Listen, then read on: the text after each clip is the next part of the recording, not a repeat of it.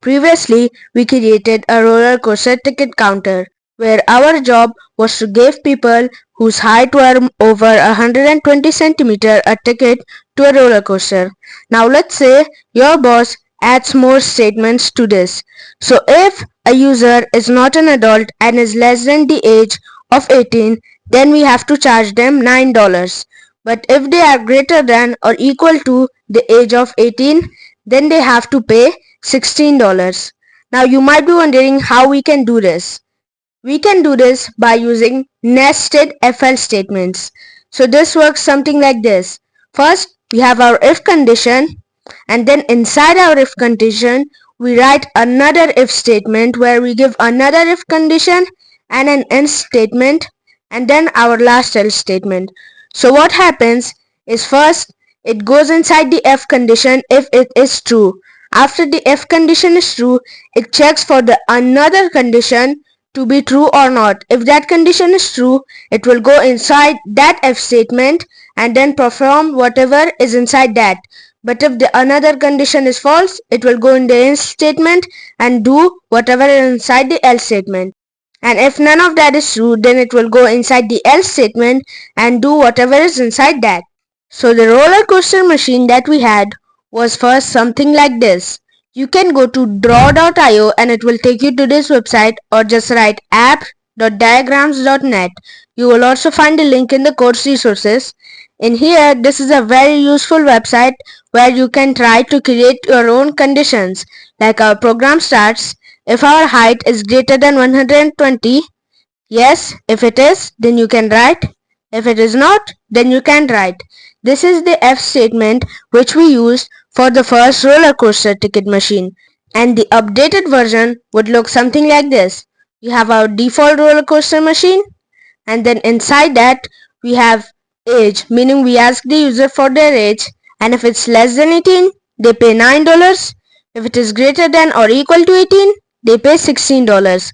So this is a very useful website, and I encourage you to go ahead and create your own diagram for solving this problem. So pause the video and go ahead to this website, create your diagram. So this was our roller coaster ticket counter. Inside the if statement, where we are checking the user's height and giving them a ticket if they are above the age of 120. Now in here we are going to write another if statement where we will check the user's age. So to check the age, we first have to get the user's age. So we are going to write another variable here named age, and then we are going to turn whatever the user gives us into an integer, and inside an input function, let's ask the user what is your age. And in here we are going to check our first condition. If the age is less than 18, then print please pay $9. That was the condition. If the age was less than 18, then we had to pay $9.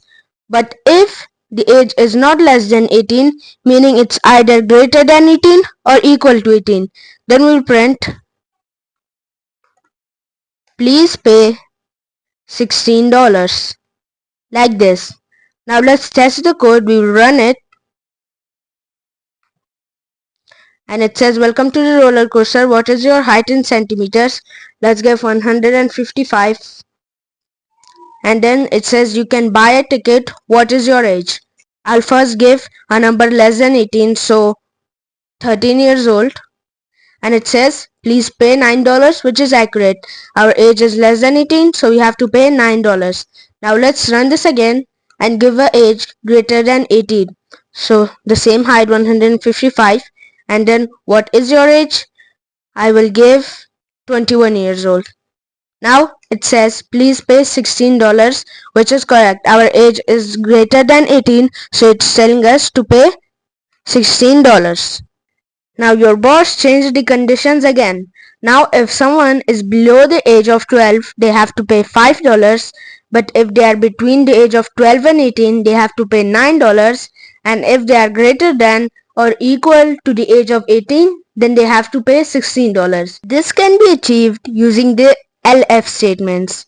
So if we have our condition, Then we have what to do if the condition is true. But if that condition is false, then we will go inside the elif statement and then check for the condition inside that.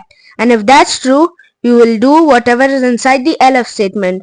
But if both of these are false, then we will do the else statement. So first the if condition, and if that condition is false, it will go inside the elif condition and check for the condition 2, which is inside the elif. And if that condition is true, it will do B, meaning whatever is inside the elif. But if they are all false, it will do the else statement. Now keep in mind that we can use as many elif statements as we want. So let's check this practically in code. I would recommend that you go to draw.io again and draw a diagram for this problem as well. But I am just going to continue writing the code.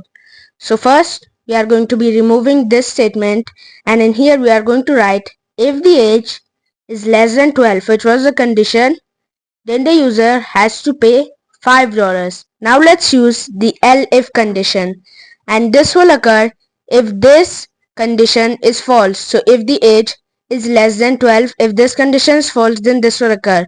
And in here we are going to say if the age is less than 18.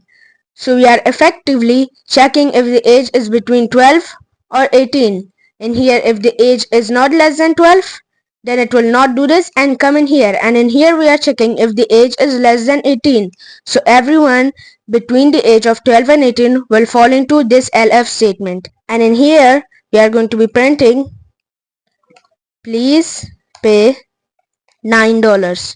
And if these both statements are wrong, that means that the user is either 18 years old or above the age of 18 years old, then this line would occur.